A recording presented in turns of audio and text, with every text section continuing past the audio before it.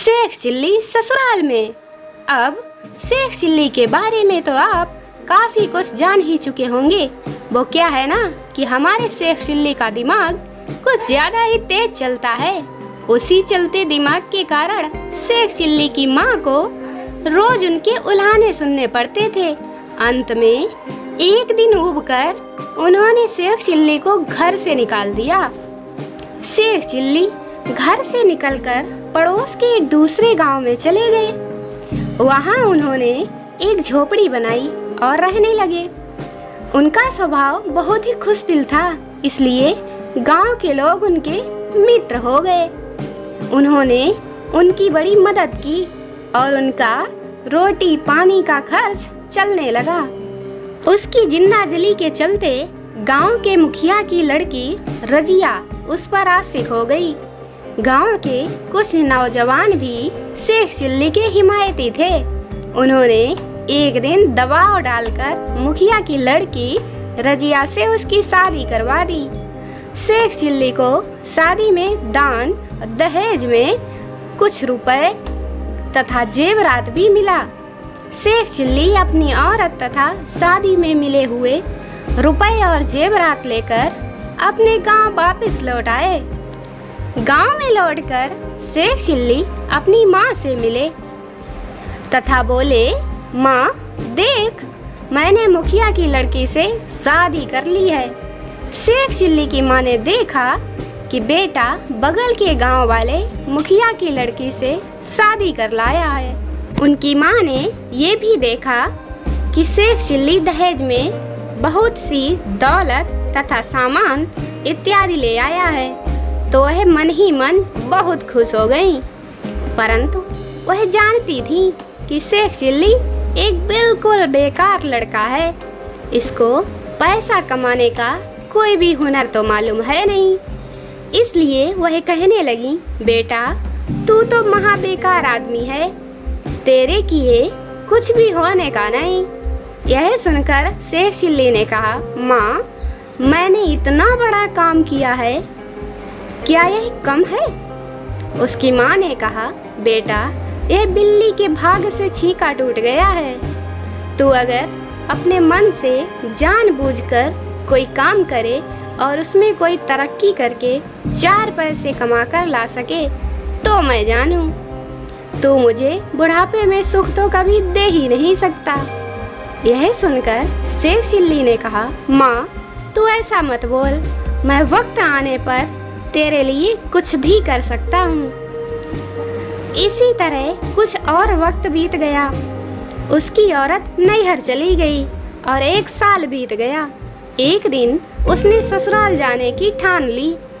माँ से पूछा, अम्मी जान मेरी ससुराल कहाँ है? मुझे उसका पता बताओ ताकि मैं वहाँ एक बार हो आऊँ, मैं तो भूल ही गया हूँ। इस पर उसकी माँ ने कहा, बेटा तुझमें अक्ल तो है ही नहीं, इसलिए अगर मैंने पता बताया तो तू भूल जाएगा। इसलिए मेरी बात मान और मेरी बात का ख्याल रखे तो सीधा अपने ससुराल पहुंच जाएगा। यही कहकर उसने कहा, बेटा तू सीधा अपनी नाक की सीध में चले जाना, कहीं से इधर उधर मुड़ना नहीं, बस सीधे अपने ससुराल पहुंच जाएगा। यह सुनकर शेख चिल्ली सीधा ससुराल को चल दिया। चलते चलते उसकी माँ ने कहा, बेटा जो साग सत्तू घर में था मैंने बांध दिया है, यह पोटली लेता जा और भूख लगने पर यही साग सत्तू खा लेना। शेख चिल्ली अपने घर से चलकर सीधा अपने नाक की सीध में रवाना हुआ। वह जब अपने घर से सीधा मैदान में 2-3 कोस निकल आया तो सामने एक दरख्त पड़ा। उसने सोचा, माँ ने कहा था नाक की सीध में चलने को। यह सोचकर वह पेड़ पर चढ़ गया और फिर दूसरी तरफ से उतरकर फिर नाक की सीध में रवाना हो गया। आगे चलने पर उसे एक नदी मिली। उसने उस नदी को बड़ी मुश्किल से पार किया और फिर आगे चल पड़ा। इसी प्रकार चलता हुआ वह आखिरकार अपनी ससुराल आ पहुंचा। ससुराल पहुंचने पर उसकी भली भांति खातिरदारी की जाने लगी, परंतु उसने साग सत्तू छोड़कर कुछ भी खाना स्वीकार नहीं किया, क्योंकि उसकी माँ ने जो कहा था कि बेटा साग सत्तू ही खाना भूख लगने पर। रात को बचा खुचा साग सत्तू खाकर सो गया। रात्रि को उसे भूख सताने लगी। अब वह क्या करे? आखिर भूख से ऊबकर वह बाहर निकल आया और मैदान में एक दरख्त के नीचे लेट गया। उस पेड़ पर मधुमक्खियों का एक बहुत बड़ा छत्ता लगा हुआ था। छत्ता मधु से इतना ज्यादा भरा था कि उसमें से रात को मधु टपकता था। शेख चिल्ली जब उस वृक्ष के नीचे लेटा तो ऊपर से उसके बदन पर मधु टपकने लगा। मधु की कुछ बूंदें उसके मुंह में टपकी तो वह उसे चाटने लगा और बड़ा खुश हुआ। कुछ बूंदें उसके बदन पर भी टपकती रहीं और वह परेशान होकर इधर उधर करवटें बदलता रहा।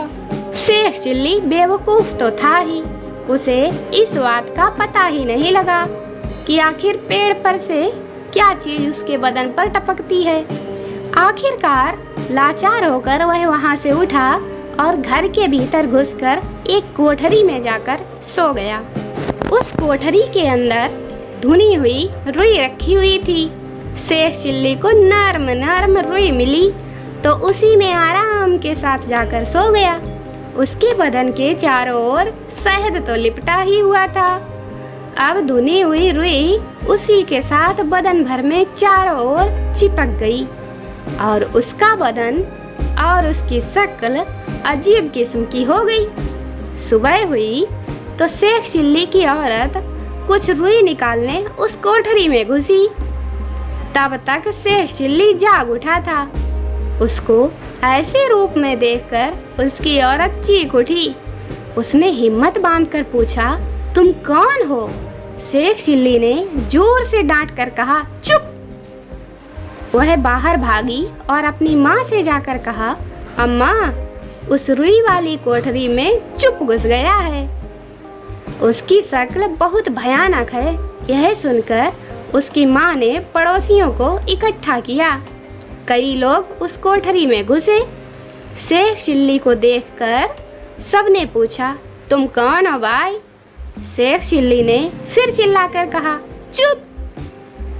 अब तो उसका ऐसा रूप देखकर सबकी सिट्टी पिट्टी गुम हो गई। सब समझे चुप नाम की कोई भयानक बला घर में घुस आई है। उसे निकालने के लिए किसी सयाने को बुलाना चाहिए। कई एक ओझा मौलवी बुलाए गए।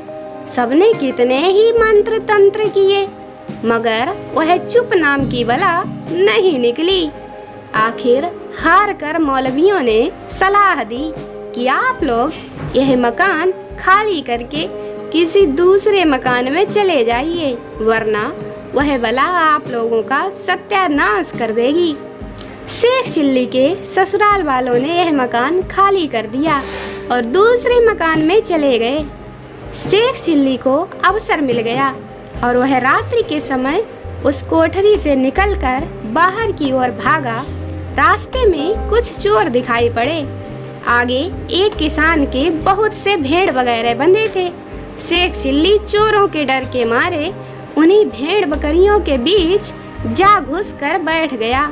उधर वे चोर भी उसी तरफ आ पहुँचे। चोरों ने कई एक भेड़ों को चुरा लिया। उन्हीं में शेख चिल्ली को रुई से लिपटा हुआ देख कोई दुम्बा भेड़ समझकर साथ लेकर भाग चले। भागते भागते वे नदी के किनारे आ पहुँचे। इतने में सुबह होने लगी। उन्होंने सब भेड़ों को जमीन पर पटक दिया। यह देखकर शेख चिल्ली ने कहा, मुझे थोड़ा धीरे से पटकना। उसकी आवाज़ सुनकर चोरों की तो नानी ही मर गई। उन्होंने समझा कि यह कोई भेड़ के रूप में भयानक बला है जो कि इस तरह बोलती है। उन्होंने शेख चिल्ली को पानी में फेंक दिया और भाग चले। उधर पानी में शहद घुल जाने के कारण शेख चिल्ली के बदन पर चिपकी हुई रुई साफ हो गई। उसने बदन मल मल कर स्नान किया और सुबह होते ही ससुराल आ पहुंचा। दूसरे मकान में जाकर अपने ससुर को मिला और पूछा, आपने मकान क्यों छोड़ दिया? ससुर ने कहा, बेटा मेरे मकान में कोई चुप नाम की बला घुस गई है। शेख चिल्ली ने झूठ झूठ जाकर कोई मंत्र पढ़ दिया और फिर कहा वह बला चली गई। आखिर सब लोग उसी मकान में चले आए। शेख चिल्ली की बड़ी खातिरदारी हुई। वह ससुराल में ही रहने लगा। एक दिन उसने ससुर से कहा, मैं कोई कारोबार करना चाहता हूँ, मुझे एक गाड़ी बनवा दीजिए। दिन में लकड़ियाँ काटूंगा और गाड़ी में लादकर बाजार में बेचूंगा। ससुर ने एक बैलगाड़ी बनवा दी। शेख चिल्ली ने जंगल से लकड़ियाँ लाने के लिए बैलगाड़ी जोती।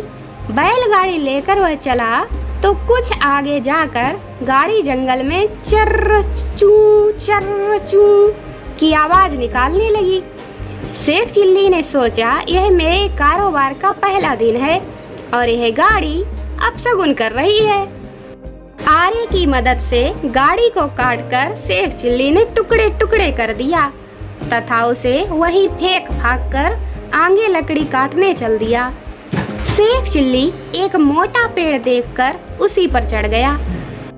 एक महुए की मोटी डाल पर जा बैठा और कुल्हाड़ी से काटकर जब थक गया तो आरा हाथ में उठाकर उसी से उसने उस डाल को काटना शुरू किया। इतने में एक आदमी नीचे से गुजरा। उसने जब शेख चिल्ली को डाल काटते देखा तो ठहर गया। गौर से देखने पर उसको मालूम हुआ कि शेख चिल्ली उसी डाल को काट रहा था जिस पर कि वह बैठा हुआ है। उसने कहा, अरे मूर्ख, तू जिस डाल पर बैठा है उसी को काट रहा है। इस तरह तू डाल के साथ साथ खुद भी नीचे गिर जाएगा। शेख चिल्ली ने कहा, अरे जा जा, मैं भला जमीन पर कैसे गिर सकता हूँ। वह आदमी वहीं ठहर गया। थोड़ी देर में डाल कट गई और डाल के साथ साथ शेख चिल्ली भी नीचे आ गिरा।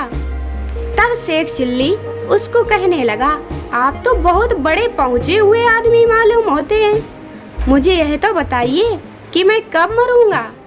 इस पर उस आदमी ने कहा, मैं यह सब नहीं जानता, मगर शेख चिल्ली कहाँ छोड़ने वाला था।